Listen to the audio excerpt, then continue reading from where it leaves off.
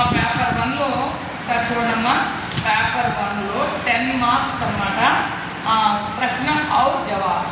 ఈ ప్రశ్న జవాబుని చాలా చక్కగా చదువుకుంటే మీకు 10 మార్క్స్ వస్తాయి. కాబట్టి 5 పాఠాలు చదువుదాం. ఈ 5 పాఠాల్లో ప్రశ్న జవాబులు ఇవాళ ఒకసారి చూడండి, ఎక్స్ప్లెయిన్ చేస్తాను. యశోధరా కౌన్ హై? यशोधरा सिद्धार्थ की पत्नी है. यशोधरा कौन है बच्चों? सिद्धार्थ की पत्नी. यशोधरा एवरंटे सिद्धार्थ యొక్క భార్య. यशोधरा के दुख का प्रमुख कारण क्या है? यशोधरा दुखाనికి ముఖ్య కారణం ఏమిటి? सिद्धार्थ यशोधरा से कहे बिना गौतम बुद्ध यशोधरा की చెప్పకుండానే సిద్ధి प्राप्त करने के लिए चले गए. సిద్ధి ప్రాప్తించుకోవడం కోసం అంటే జ్ఞానాన్ని పొందడం కోసం వెళ్ళిపోయారు. यही यशोधरा के दुख का प्रमुख कारण है. ఇదే యశోధర ఏడవడానికి ప్రముఖమైన కారణం అంటే విలపించడానికి ప్రముఖ కారణం. जिसने अपनाया था त्यागा. इस पंक्ति का तात्पर्य क्या है? ఎవరైతే సొంతం చేసుకున్నారో వాళ్ళే మళ్ళీ త్యజించేశారు అని దీని యొక్క అర్థం ఏంటి? सिद्धार्थ ने यशोधरा के साथ विवाह किया. सिद्धार्थ ने विवाह యశోధరాతో పెళ్లి చేసుకున్నాడు. और अपनाया తన భార్యగా చేసుకున్నాడు. लेकिन కానీ अब वे यशोधरा को त्याग कर छोड़कर चले गए. కానీ ఇప్పుడేం చేశాడు? యశోధరాని త్యజించేసి వదిలిపెట్టేసి आधी रात में बिना बताए चले गए. అర్ధరాత్రి ఎవరికి చెప్పకుండానే వెళ్ళిపోయాడు. समझ में आया बच्चों? नेक्स्ट दूसरा पाठ देखिए. सूर्यकांत त्रिपाठी निकाला अभी न होगा मेरा अंत. अभी न होगा मेरा अंत कविता के रचयिता कौन है? अभी न होगा मेरा अंत అనే పాఠానికి రచయిత ఎవరు? అభి నా హోగా మేరా అంత్ ఇప్పుడప్పుడే నా అంతం లేదు అనే కవితకి రచయిత సూర్యకాంత్ त्रिपाठी निराला. कौन है बच्चों? सूर्यकांत त्रिपाठी निराला. अभी न होगा मेरा अंत कविता में पुष्प पुष्प शब्द किनको सूचित करते हैं? ఈ కవితలో పుష్ప పుష్ప అనే పదం వచ్చింది. ఇది దేనికి సూచిస్తుంది? पुष्प पुष्प शब्द भारत की युवा पीढ़ी की ओर सूचित करते हैं. पुष्प पुष्प अने पदम భారతదేశంలో ఉన్న యువతను సూచిస్తుందన్నమాట. अभी न होगा मेरा अंत कविता में तंद्रालस लालसा का अर्थ क्या है? अभी न होगा मेरा अंत कवितलो तंद्रालस लालसा अर्थం ఏంటి? सदा निद्र में रहने या आलस रहने की इच्छा को तंद्रालस लालसा कहते हैं. ఎప్పుడు నిద్రలో ఉంటాం లేదా బద్ధకంగా ఉండాలి అనే కోరిక కలిగి ఉంటాన్ని తంద్రాలస్ లాలస అన్నారు. ఏమన్నారు ఇందులో? తంద్రాలస్ लालस. अविकसित राग से विकसित होगा बंधु वसंत का अर्थ क्या है? कवि का विचार है कि कवि का अभिप्राय ఏంటంటే अब तक उनका लक्ष्य प्राप्त नहीं हुआ. इప్పటి వరకు లక్ష్యం చేరుకోవాలి. अर्थात जब तक हर इंसान का दुख और पीड़ा वे दूर नहीं करेंगे तब तक उनका अंत नहीं होगा. అంటే ఏంటంటే ఎప్పటి వరకు అయితే ప్రతి మనిషి దుఃఖం బాధ విముక్తులు అవుతారో అప్పటి వరకు కూడా అది ముగిసిపోదు అని చెప్పి అంటారు. అంటే ఎప్పుడు కూడా మనిషి ఎలా ఉండాలి?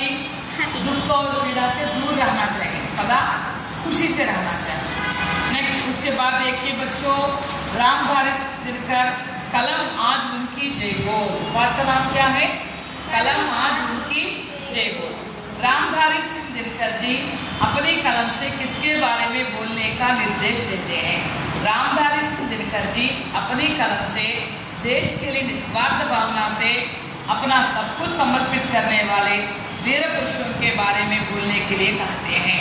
రామధారి సింహమ్మ తన పెన్నుతో ఏమని చెప్తున్నాడు? ఓ పెన్ను, నువ్వు దేశం కోసం ప్రాణాలు అర్పించే వీరుల గురించి మాట్లాడు, వీరుల గురించే కవితలు రాయి అని చెప్తున్నాడు పెన్నుకి రామధారి సింగ్ దినకర్. ఎవరి గురించి రాయమన్నాడు? దేశం కోసం ప్రాణాలు అర్పించే నిస్వార్థ భావంతో ఉండే వీరుల కోసం. अगणित लघुदीप यह उदाहरण किनको सूचित करते हैं? असंख्य वीरलोग.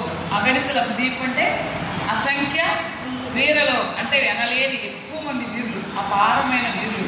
जिनके संबंध में अनेक लोग नहीं जानते. ఆ వీరుల గురించి చాలా మంది తెలియదు. బోల్డంత దేశం కోసం పోరాడుతున్నారు, లెక్కలేనంత మంది. उन लोगों को अगणित लघुदीप उदाहरण के माध्यम से सूचित करते हैं. ఆ లెక్కలేనంత మందిని దేంతో పోల్చాడు కవి? అగణిత లఘుదీప్. ఏమన్నాడమ్మా?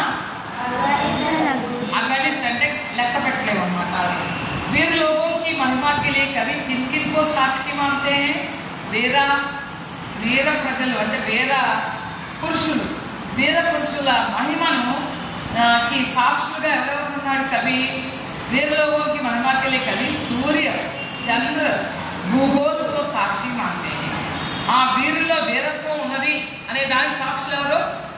सूर्य भूमि चंद्र. सूर्य चंद्र और भूमि आले साक्षी वीरत्वाన్ని.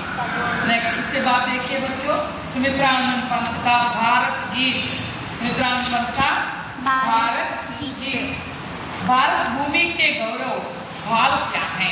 देखिए भारत भूमि के गौरव भाल क्या है? भारत भूमि के गौरव भाल उज्ज्वल हिमाचल है. చూడండి భారత భూమికి గౌరవం ఏం చెప్పండి? ఉజ్వల హిమాలయ. బాగా వెలుగుతున్న ప్రకాశిస్తున్న హిమాచలం. पंत जी भारत माता के हृदयहार के रूप में किसे मानते हैं? पंत जी सुमित्रानंद पंत భారత మాత హృదయహారంగా దేవి అంటున్నారు. पंत जी भारत माता के हृदयहार के रूप में गंगा जल को मानते हैं. गंगा नदी ఈ पंत जी భారత మాతకి హృదయహారంగా పోల్చారన్నమాట. पंत जी कटीक के रूप में किसे मानते हैं? వడ్డానంగా దేవి పోల్చారు. पंत जी कटीक के रूप में विंध्याचल को मानते हैं. विंध्याचल कटिभागंगा वर्णिंचाరు భారత మాత. पंत जी के अनुसार शांति अधिष्ठाता कौन है?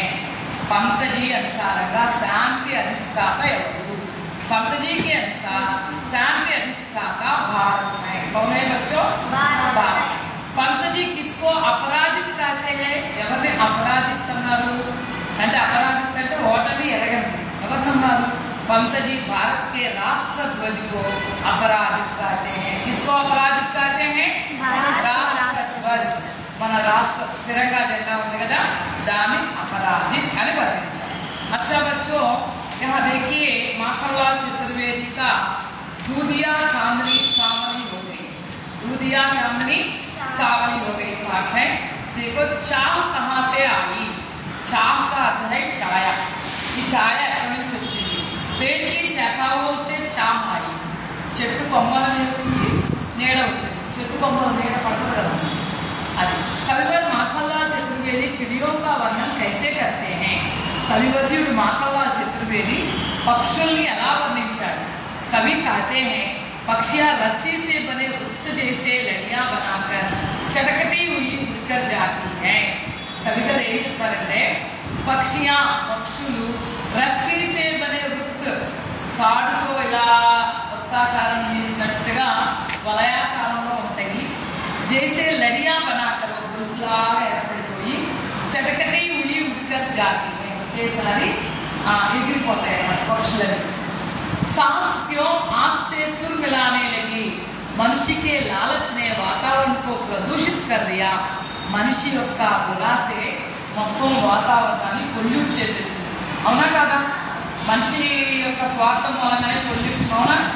నెక్స్ట్ इसलिए सांस स्वच्छ हवा की तलाश की आशा में आंख से सुर मिलाने लगी.